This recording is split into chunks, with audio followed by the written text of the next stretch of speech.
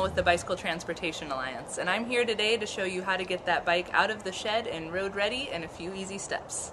Once you get your bike out of the shed, there's 5 easy steps you can do to make sure that your bike is road ready. The first is we're going to check the tire pressure. You can start out just by giving your tire a squeeze, and if it's squishy, you want to get some more air in there. Now we're going to pump up our tire to the maximum PSI that's written on our sidewall here. So your tire's probably going to be somewhere between a maximum of 50 and 100 PSI. This tire is 100, and this pump has a gauge on it which is going to let me know when I've reached that. If you don't have one of these at home, check with your neighborhood bike shop. They'll be happy to let you use theirs. So the next thing you're going to want to do is make sure that your brakes are working properly. So you can do this by squeezing your hand brakes, and they shouldn't reach all the way to your handlebars. There should still be an inch or two there.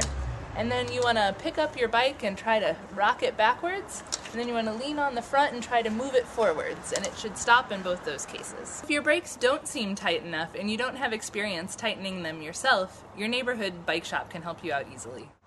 So if your bike has been in the shed for a while, your chain is probably a little bit dry and rusty. The first step is to just take a clean rag and pull your pedals backwards and run the chain through the rag, getting off any extra gunk or dirt. And next you want to take a bottle of bike-specific lubricant, give it a shake, and then you can drip it on your chain as you move your pedals backwards again.